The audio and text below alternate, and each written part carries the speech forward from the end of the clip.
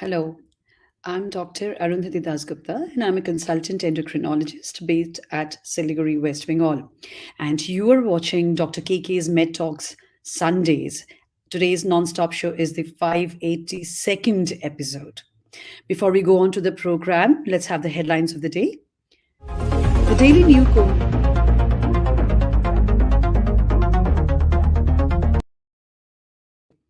daily positivity rate stood at 3.17%, which is marginally lower than yesterday. The head of the WHO organization has said that the acute phase of the pandemic could end this year if around 70% of the world gets vaccinated. In a quality assessment by the ICMR, 891 out of 953 RT-PCR labs that conduct COVID-19 tests hit a passing score of 80% or over. The results underscore the levels of accuracy and correct result interpretation within India's vast COVID testing network. The cumulative number of COVID 19 vaccine doses administered in the country crossed 172.25 crore on Saturday, said the Union Health Ministry. People who have been fully vaccinated will no longer need to take a COVID 19 test either before or on arrival in India, according to the new guidelines by the government, which will come into force from February 14th. Now let's go on to the topic of the day: normal weight.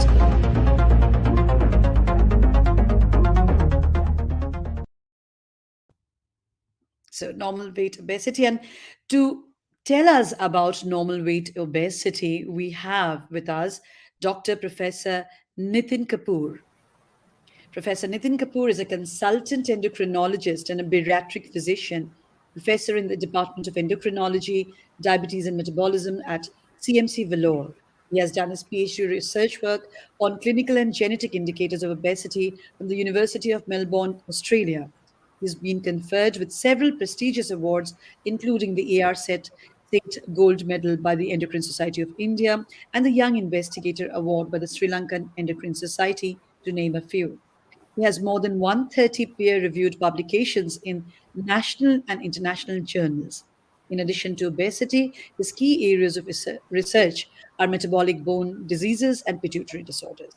He has spearheaded the write up and is the editor of the current and the previous edition of A Practical Guide to Diabetes Mellitus. So, welcome, Dr. Nitin. Thank you so much. Thank you so much for having me on the show, and thank you for that very kind introduction. It's indeed a pleasure and privilege, an honor to be here today with you. Welcome. So, generally when we mention the term obesity, the general concept is like, okay, this is going to be somebody who has a weight which is way more than what it should be in terms of the height. So, when we talk about normal weight obesity, what exactly do we mean by normal weight obesity? How can obesity be normal weight? Right. I completely understand. And I would say, yes, it sounds like a paradox, but unfortunately, it is something that is there and something that we need to be aware of. I think it's known by several terms. We may call it a skinny fat or thin fat. Some people call it like metabolically obese, or in scientific terms, metabolically unhealthy, non-obese. So many kind of terminologies can be there, but in very simple terms, when we say normal weight obesity, we mean that somebody who's got a normal weight or maybe a normal BMI, but still has very high body fat. So higher body fat in the presence of normal weight would qualify for the definition of normal weight obesity.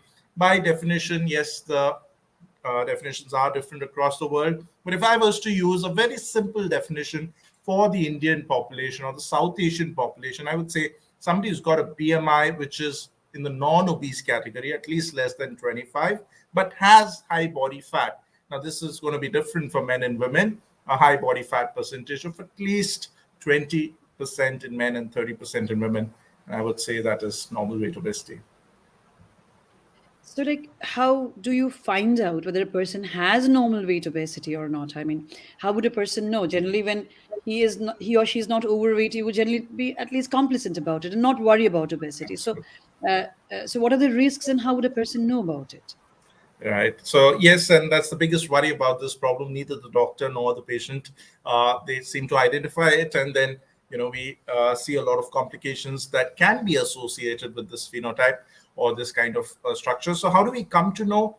Yes, I think over the years, many years, I would say that we have been using BMI, body mass index, as the obesity indicator in clinical practice. And that's why if we have a BMI, which is for the Indian population more than 25 kilogram per meter square, which is just the weight divided by height in meters square. And if I have somebody with a BMI of more than 25, I would say it's obesity. But to identify normal weight obesity, ideally, I would need to measure body fat. Now, this is not something that was conventionally there in our clinical practice, but I must tell that it is something that's increasing more and more. And even if we cannot use body fat percentage, we understand that those kind of measurements may not be possible in remote areas of our country. Yes, looking at surrogate, something as simple as a waist circumference or a waist hip ratio, or even these days neck circumference.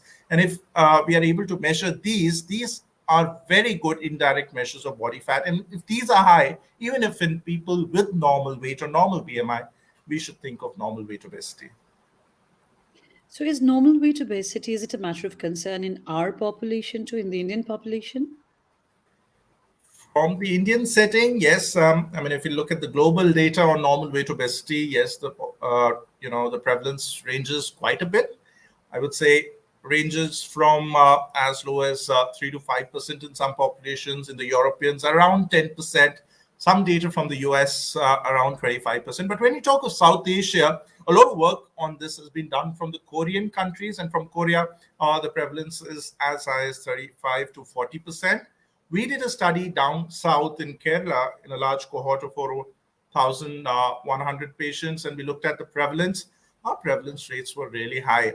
In simple words, I would say that one third of that study population from that study had normal weight obesity. But a more important figure that I'd like to cite here is that two-thirds of the people with a normal BMI had normal weight obesity. So it's two-thirds of the apparently normal people from the community having normal weight obesity. So that's definitely big.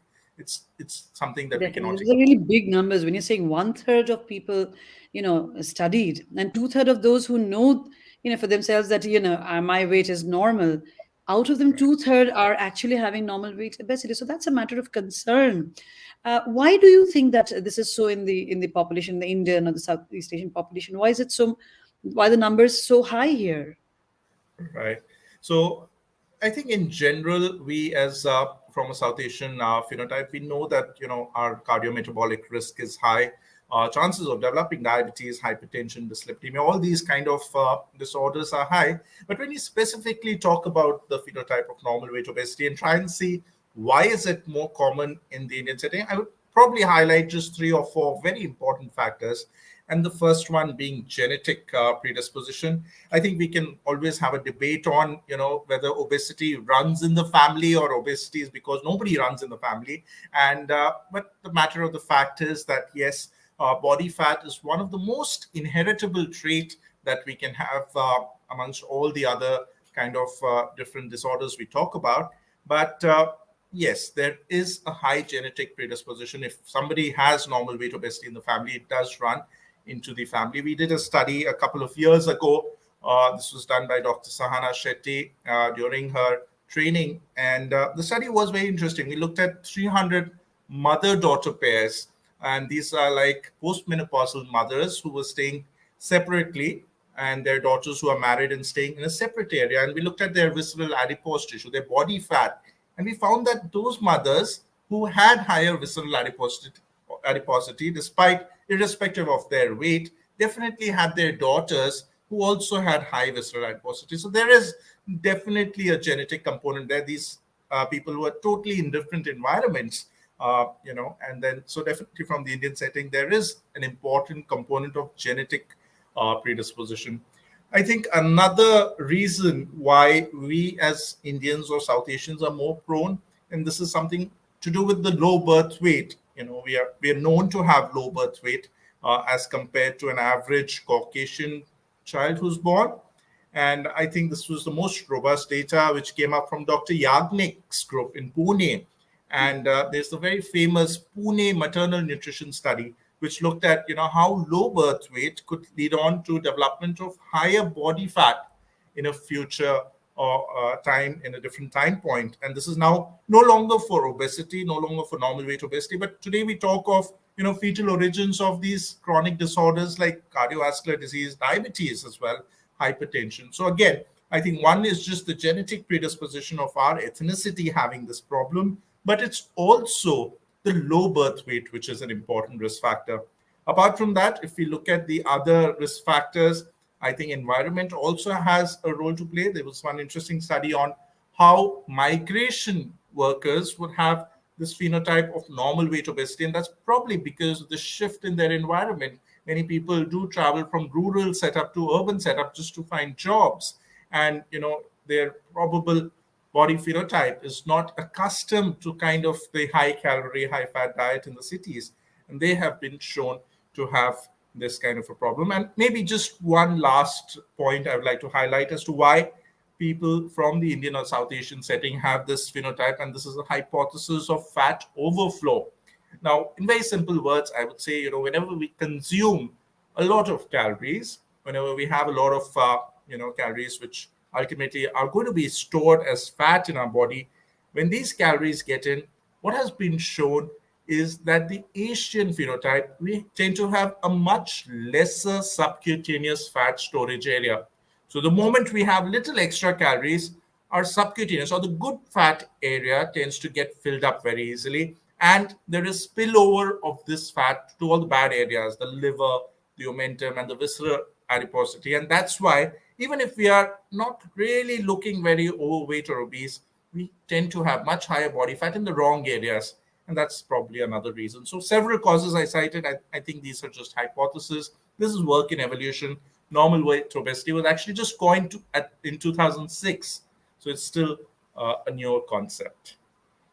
So they're very interesting points being noted out. Then, like if you just note what he said, that the roots are much deeper, and there's this basic causes of obesity, normal weight or otherwise, are shown much earlier. So this very concept that we generally have when a lady is pregnant is like feed her as much as you can, and that happens in a lot of. I mean, they really put on huge amount of weight, and because everybody's feeding them right, left, and center, so this is not exactly the thing to do, because the outcome of this could be borne by the child much later in life, as obesity, as a cardiovascular disease, as hypertension, as diabetes. So when we're talking about prevention of obesity or taking care of our health, we must realize that it starts from the fetal stage right there, and then onwards. We have had very interesting data put forward by Yagnik et al, when we've had where we've understood about the maternal fetal, we've understood about the role of environment, we've understood about the thin fat, we've understood about the same BMI, and yet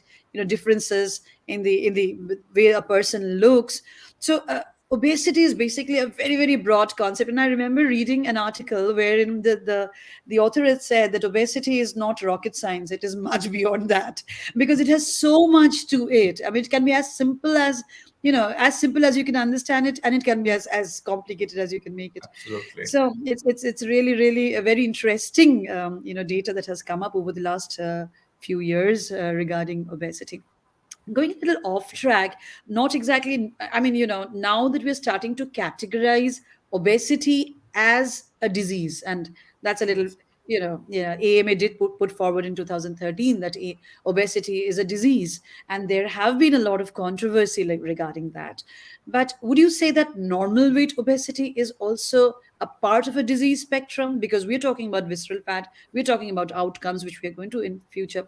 But then, yeah, would you also categorize this as a disease, or would you just say it's like not yet in the disease spectrum, or maybe just there? So, how would your take be I, on I that? I would completely agree with all what you said. And I think it's really important to look at obesity as a disease. Many years we've been just looking at it as a risk factor for diseases. And that's probably the reason that it did not get the right attention, either in terms of pharmacotherapy or pediatric surgery or whatever options are available today.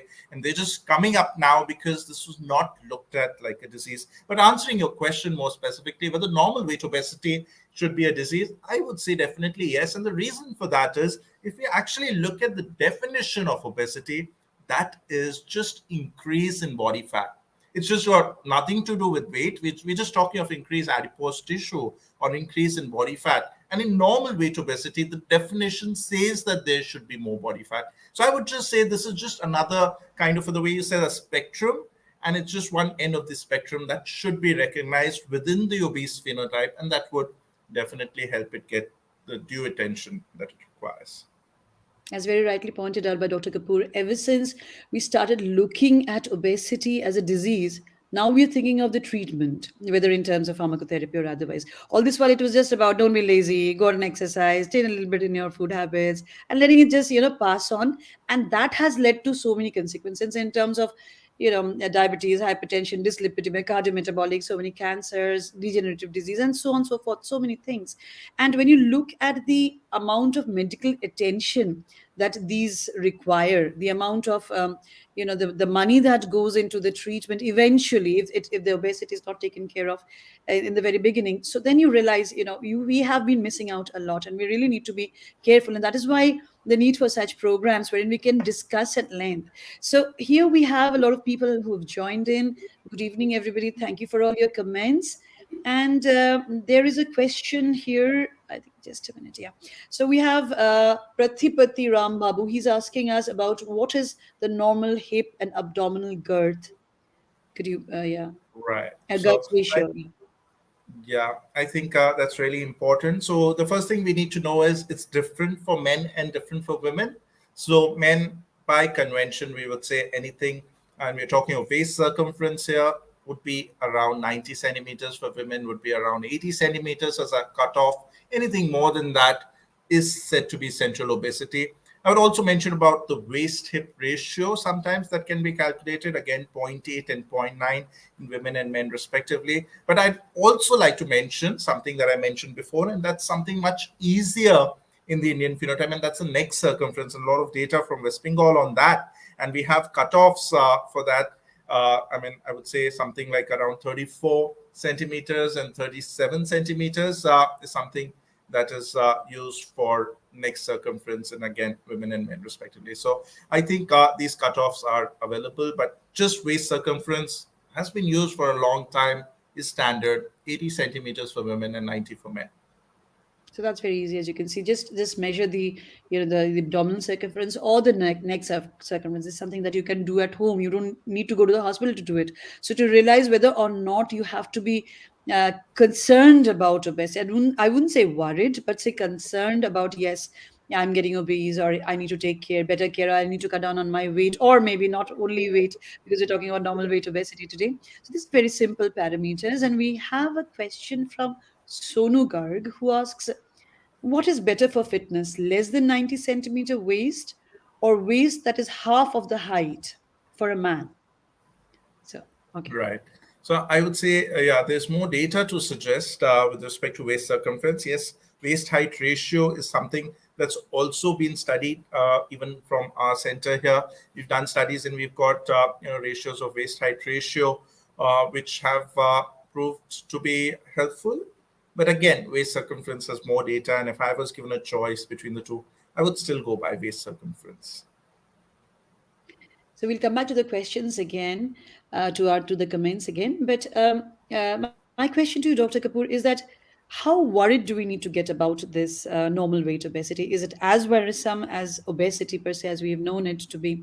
Because remember, a few years back, there was also this term called healthy obesity, wherein people did say that there are certain people I mean, who are obese as such, but they do not have any of the metabolic problems that are associated with obesity. So they were termed as healthy obesity, and there's been a lot of controversy about this healthy obesity term.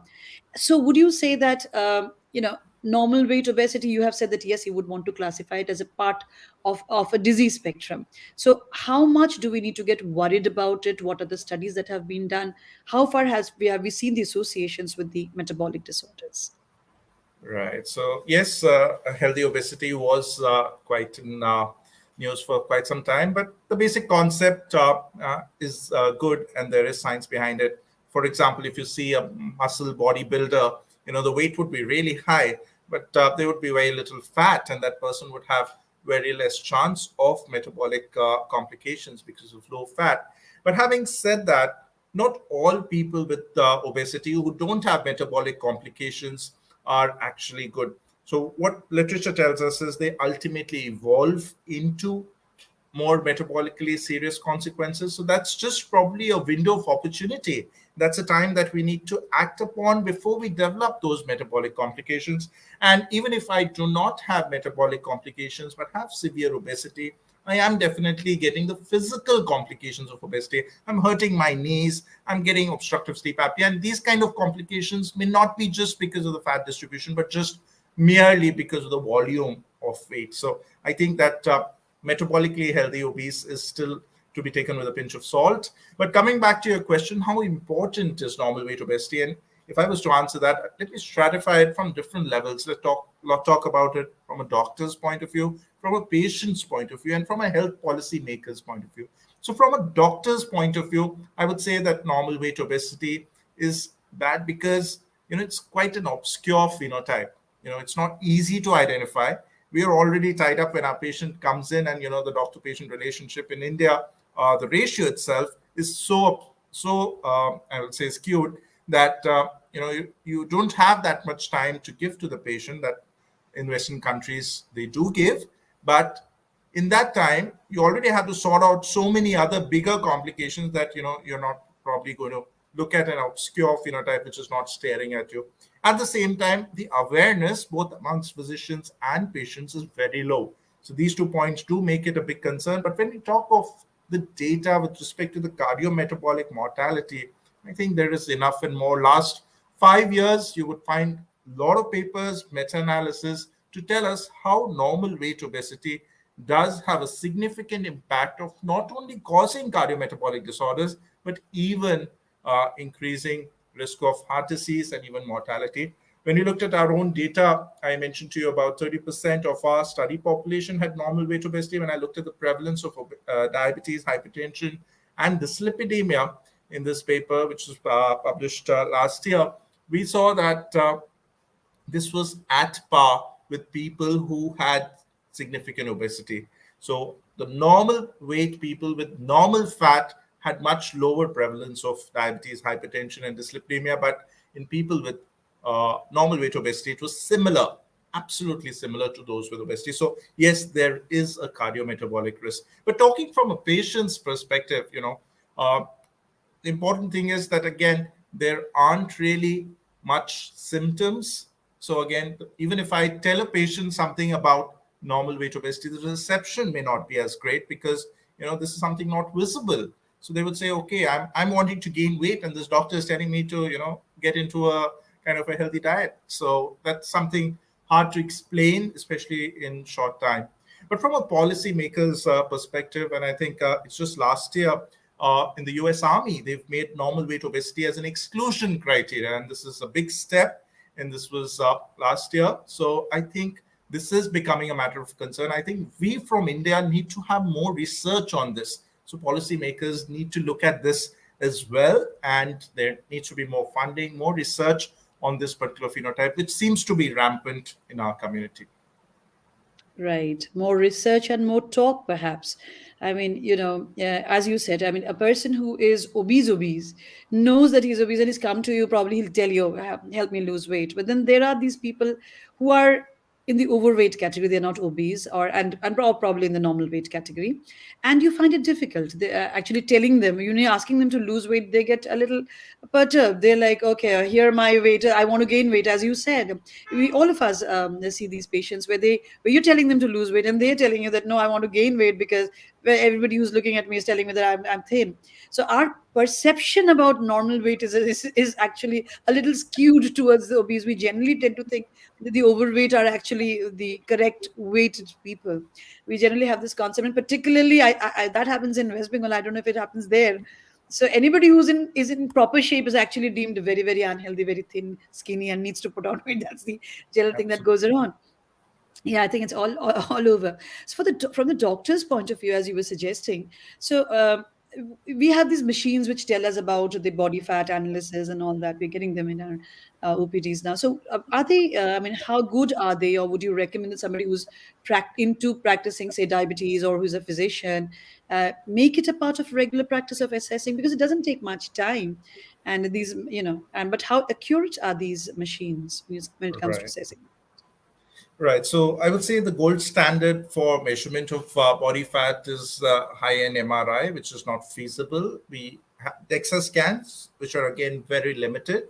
We at the Tertiary Care Center for most of our research would use that. But talking about day-to-day practice, I think what is really common is bioelectrical impedance-based machines. We've compared that. We've had a study done here in Vellore where we compared the bioimpedance with DEXA scan. We found the accuracy to be very good, very reliable. But the key point that I like to highlight here is that there are certain important instructions that need to be given to a patient before we measure bioimpedance. And the most important thing is to look at the body water. It's just very important to make sure the patient voids before getting onto that machine, because if I have somebody who's just not passed urine for 10 hours as compared to somebody who's just the same patient who's just passed urine right away, because this machine works with the help of an electric current through the body, and it tells us approximately, based on the speed, how much fat the patient has.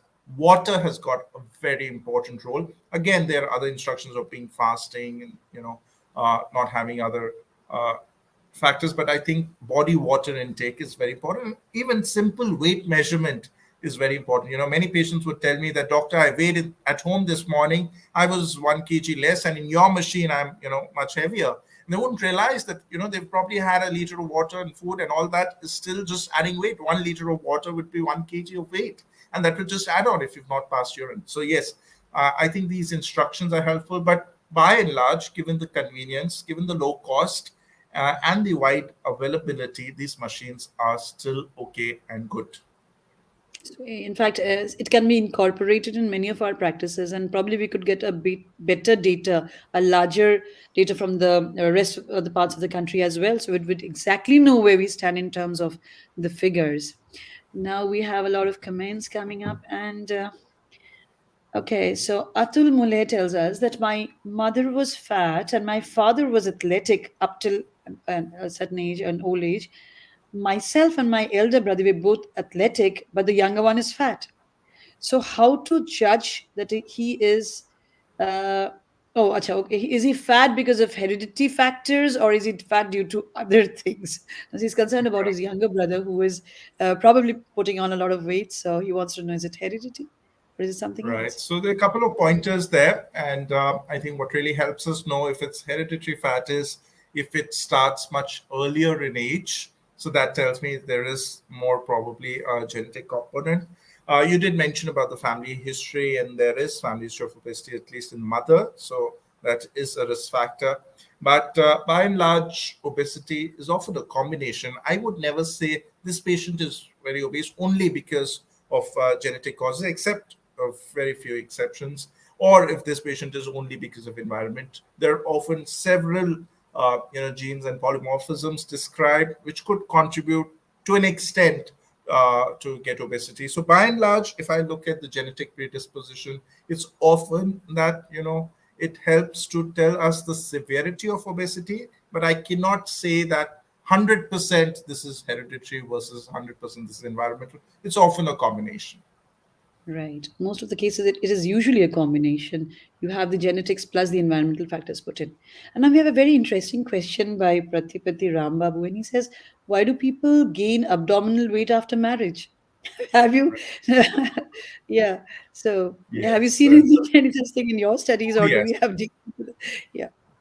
I would have studies to answer that, but that's part of my questionnaire in the obesity clinic. And I often ask, okay, how are you 6 months ago, a year ago, 5 years ago? And I often go back to the marriage weight, and probably that would be the lowest weight in most people's life. And that gives me an idea whether there was a problem of obesity long before the environmental change of marriage or not. So, yes, especially in women, we do see a lot of weight gain after marriage, after childbirth, and that's because a lot of social customs, you were mentioning about it, especially during pregnancy, people will be fed, rather overfed, especially during lactation. Everybody would want that person eating all the time, and that's something there. Yes, there is a huge environmental change, especially for women. Again, changing of house. Sometimes there are stressors, sometimes there are different types of food that the body is not so well adapted to. So there's several reasons, and I would say a predominant change in the environment, along with the psychological aspects, along with the hormonal changes of pregnancy and the social customs, all add up to the weight gain after marriage. So it's just not one reason, but more than that. Right. So that's a lot of environmental factors coming up there. And then we have another question in which Mr. Atul asks, is it possible to reduce the heredity fat? Okay, but a person who's been gained, who's obese and he has it in the family, is it possible for him to reduce weight? Definitely, yes. So there are, ways to lose that fat. It may be sometimes more resistant, but there are ways to lose that. But today, we have certain very specific genetic diseases for which we have specific treatment for weight loss. Drugs which are recently launched called setmelanotide are specific drugs which act on mutations which cause obesity and cause weight loss to the scale of 30 to 40 kgs. So there could be, certain genetic causes which could have specific weight loss, but by and large, good lifestyle intervention followed by medical intervention with the help of meal replacements and bariatric surgery if required, everybody can achieve weight loss. It may be variable in terms of quantum, but everybody can get better. Great. So when we're talking of management, and we come back to our topic for today, normal weight obesity, is the management of normal weight obesity any different from that of obesity per se? Right. So, though by and large, as I mentioned, the research is fairly limited.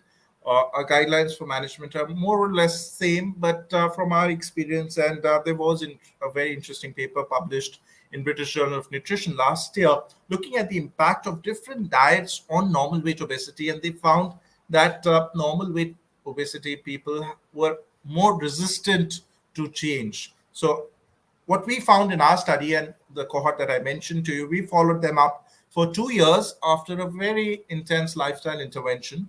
And what we found was that these people with normal weight obesity had a much lesser change in their cardiometabolic risk as compared to those with severe obesity. So either these people are more resistant to change, or probably they need more time for the intervention to work. So I would say the intervention is at this point less effective, but our guidelines or our guidance to the patient should be similar. Whatever we do tell our patients with obesity with respect to calorie restriction, with respect to physical activity, which with respect to change in the composition of diets, I think it's pretty much similar.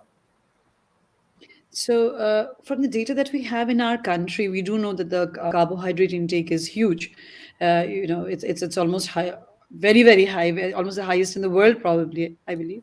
Yeah. So, do you think that we could bring about a change in the pattern? Will it be feasible? You've been saying so many patients with obesity. Has it been feasible to bring about, unless, like, the patient has come to you for obesity? If you're talking about changes, what changes could be? Okay, exercise, maybe 30 minutes of walking or jogging they would put in. But when you're talking about the diet, and when you're talking about diet, it means changing the food for the entire family, because you're not cooking for one person. So what kind of changes do you think can be brought in without bringing in major changes in the basic subtype of the diet? Yeah, I think a very, very important point you brought out. It's often not recommended to suggest drastic changes because they wouldn't be sustainable.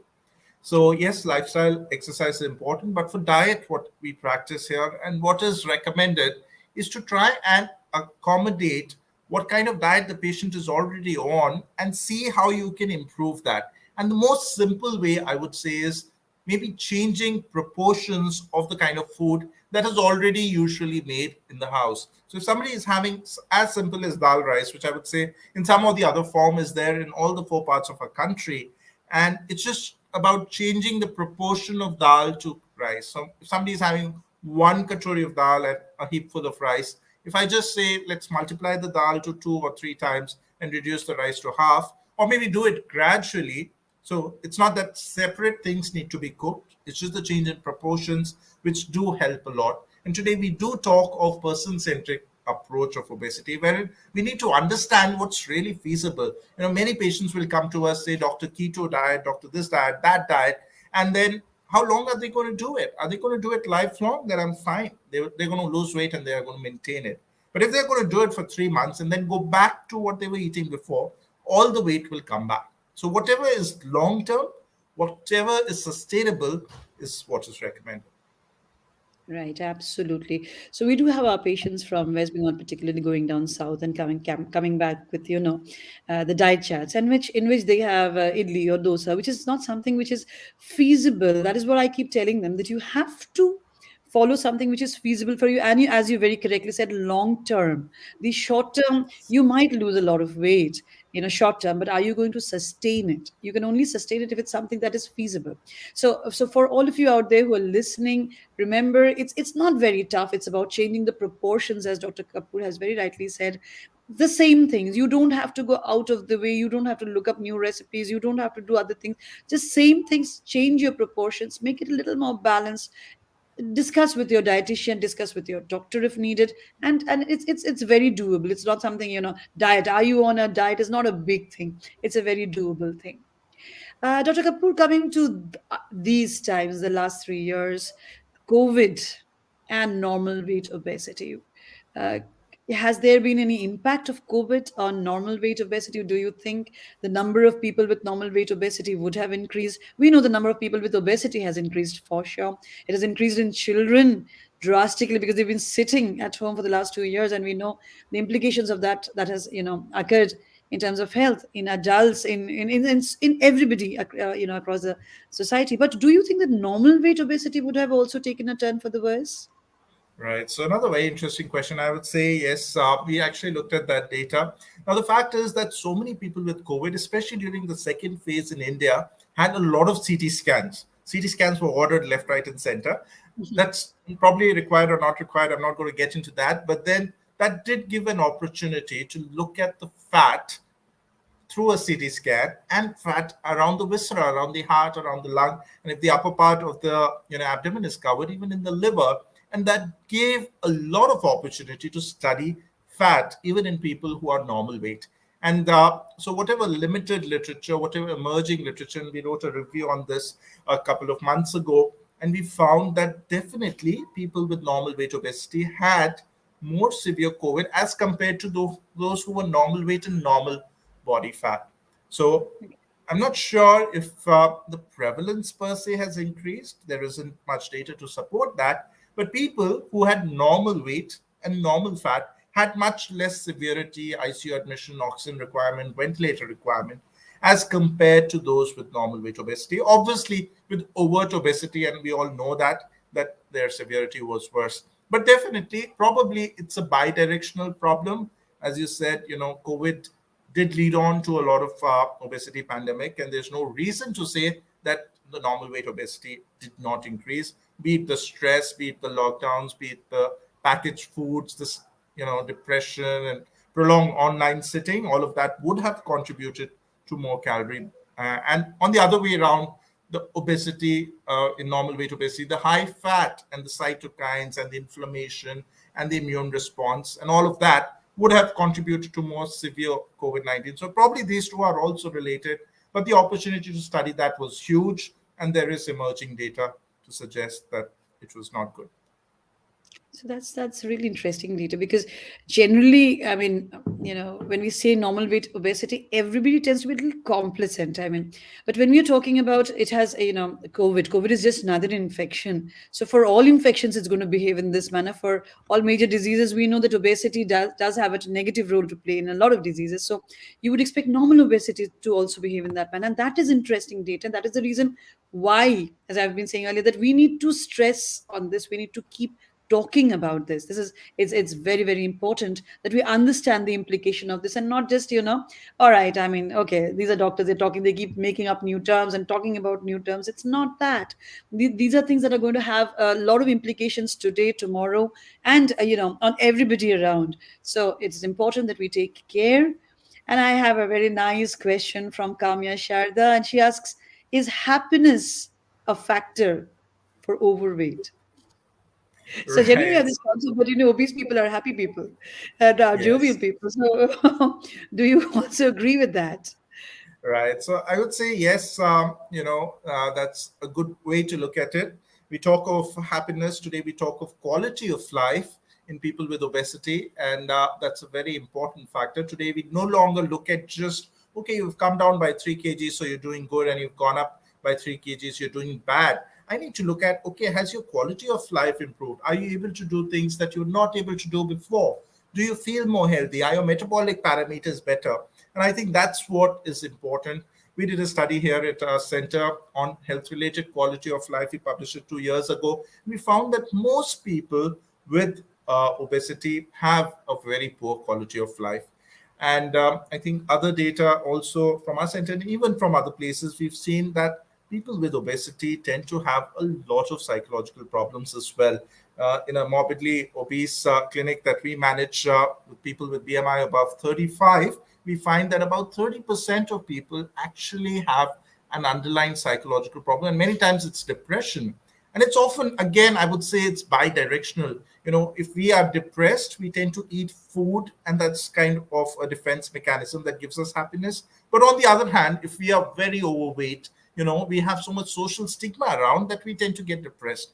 So though, yes, more obese people look more happy, we really don't know how their quality of life is. And we do know that there is a big psychological component, which could be either ways because of each other. So I think for all of us as physicians who've logged in, we need to look at the psychology as well as a very, very important component of obesity and normal weight obesity.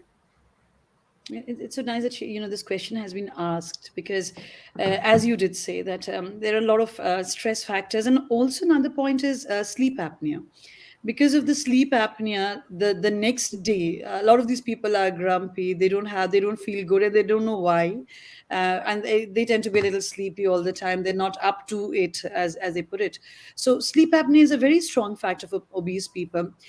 And at the if you look at it, the from the other end, some people get really worried about, as you just said, losing. And if they're not losing weight, they come back worried that I did all of that and I'm still not losing weight. So happiness factor is probably not the factor for overweight, but we should keep the happiness factor alive no matter where you stand, because if you manage to maintain your spirits well, you will attain it. You might not lose a lot of weight, but as we will discuss, the lifestyle changes, if they are put in, they would have results which might not be perceptible. It might not be seen on the weighing scale, but it would be felt by the body. It would be felt by the liver, the heart, all the places where the visceral fat is being accumulated.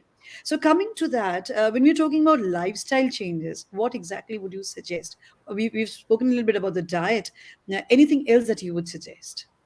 Right. So I would say three or four things that I always tell all my patients about when we talk of lifestyle change for obesity, even for normal weight obesity and the trial that I was mentioning about. So I think from an Indian perspective, and you did point to this, and that's about the protein intake. So I'm not going to recommend high protein diets for anybody, but I just recommend what is the normal, usual recommended amount of protein for us. We should take that, which is to the scale of 1 gram per kg body weight. And if I calculate the diet, whether north, south, west, or east India, we do not consume that. Most of us, and especially vegetarian, becomes even all the more difficult. So my first fundamental would be protein gives us satiety. Protein ingestion and digestion burns more calories. So definitely getting up to normal protein is something which is helpful.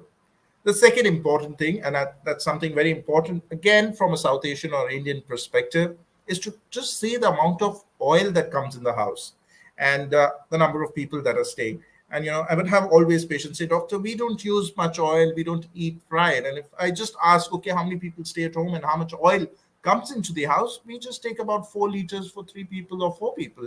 And that's where so many calories are just getting in. So it's just about 300 to 500 ml, 500 ml per head per month for people who have obesity or diabetes. That's what is recommended. It's just not the oil, it's the oil, the butter, the ghee, and all the fat put together that we should consume. And that makes another huge impact in reducing weight. And many times it's not that just we're eating a lot of fried stuff, it's just the unnoticed oil, a little extra in the vegetable, a little extra tadka in the dal, and all of that just mounts up to something that's huge. I think the third important thing that I always tell my patients is to always eat on time.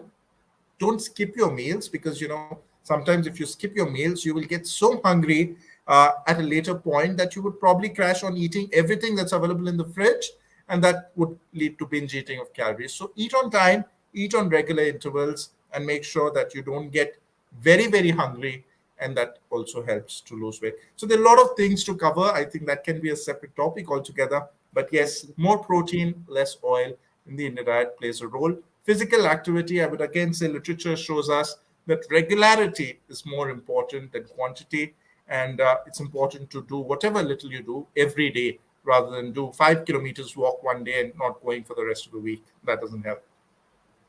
Very important. Regularity being pointed out there. A few more points, a few more questions. Pioglitazone, obese type 2 diabetes? No, not really. Pioglitazone is a very good molecule. It has its benefits, and apart from HbA1c reduction, it also has benefits in terms of liver fat and others, but certainly not in the obese type 2 diabetic. And particularly now, when we have so many other options, in which in you know with which we see other benefits apart from sugar control, in terms of weight loss, in terms of cardiovascular benefits. We have the SGLT2 inhibitors, we have the GLP-1 receptor analogs. So today, when you're talking about an obese type 2 diabetic patient, definitely pioglitazone is not going to be your first choice, or the second, or the third, perhaps, unless you're left with no other choice. Is orlistat good? That's another question that has been put forward. Yeah, I think Dr. Kapoor can answer that. Yeah. Sure. So Orlistat is one of the FDA-approved drugs for weight loss, and believe me, it works in people who have a lot of fat in their diet. I mean, if already our fat content is about 10% or 20% of our calories that we're taking, it just is not going to work. But then I do have some patients, who are from a very conservative family who need to cook a lot of high fat stuff because that's how their family custom is, and especially those housewives would have no choice but to consume that. And and what has been shown in literature, if the total dietary fat is more than 25 to 30%, that's when orlistat really tends to work. It's not very effective, maybe weight loss to a scale of about 5%. But the important dictum is that if you start it and if you review your patient in 3 months and you've not seen 3 to 5% of weight loss, it's not working for that patient and you stop it. It's an expensive drug. So I would use it only in limited settings when people consume a lot of high fat. Yes, you need to mention about the side effects, be it in terms of flatulence or oily stools. The patients should be aware of that. So also, I think some people lose a lot of weight, and as you said, it's perhaps it's related to the amount of fat that they've taken. For some, they barely lose weight, and these are usually the patients who do not have, who've already done a lot of changes in terms of the diet, and they have decreased the amount of fat. And then if you put in orlistat, it's not going to be of much use. I think there is one more question. Mr. Sanjay Marathi is asking, could you please tell us about some proper machines to measure the visceral fat component? We were discussing that, but could you just say that briefly? Right. So visceral fat is given by even the bioimpedance machines that we were talking about of late. I'm not going to really tell any commercial names here, but there are a lot of them and they're very useful. I would say the most reliable would be obviously DEXA scan. If obviously MRI, given the cost and the limited availability, would not be an option, but DEXA scan next would be the best. If you're looking for research settings, if you're looking for clinical settings, the newer bioimpedance machines, most of them are standard ones which are used in big clinical trials and are fairly okay. Right. So we're almost there in terms of time. So if we just had to wrap it up in a few sentences, and you wanted to tell our patients about normal weight obesity, how important it is, you've said it all. And if you could just have it a quick wrap up in maybe three or four sentences. Sure. So if we were to talk about normal weight obesity, I think the key points that we remember, this is an entity which is common. This is an entity which is often undiagnosed, often a matter of concern when we talk of cardiometabolic risks. And though we talked about the environmental and the genetic contribution, I think what we are looking at in the future is to measure body fat in our day to day practice. And if you have somebody who has normal weight obesity, it requires a much more rigorous intervention, probably for much longer time than those with overt obesity for showing changes. But this is something which is common in India and needs to be recognized. Thank you. It's exactly normal weight obesity. It is there, and as Dr. Kapoor told us in the cohort that he said it is about two-thirds of the people who thought they were normal, who were otherwise wise within the normal, BMI frame, they also had normal weight obesity. And he's also told us about the implications of this in terms of the metabolic factors, the cardiometabolic risk factors, and what we have seen in terms of COVID also. The outcome of patients with COVID was worse off in patients with normal weight obesity. And taking care of it doesn't require a lot, but it requires a constant, regular effort for sure. It's the same thing, the dietary changes, the lifestyle intervention, something that we all know about, but we tend to ignore because, you might think that, okay, my weight is all right. I need not be as careful as the fat guy out there. But that is not the story because, deep down inside your liver or the other organs could be, or your heart could be bearing the burden of the fat that is inside, but is not showing itself. So that is what normal weight obesity is all about. Thank you so much, Dr. Kapoor. It was wonderful discussing with you, and we learned a lot. We discussed a lot. I hope the people who have joined in, they were also benefited with our discussions. And could we have the certificate, please, Ritu, as a token of appreciation for Dr. Kapoor? Yes. Thank you so much for contributing as a distinguished speaker. Thank So, you. on that note, we wrap up for today. And Dr. KK's Med Talks will be back tomorrow at 7 p.m. with another edition of the show. Good night. Thank you so much. Good night. Bye bye.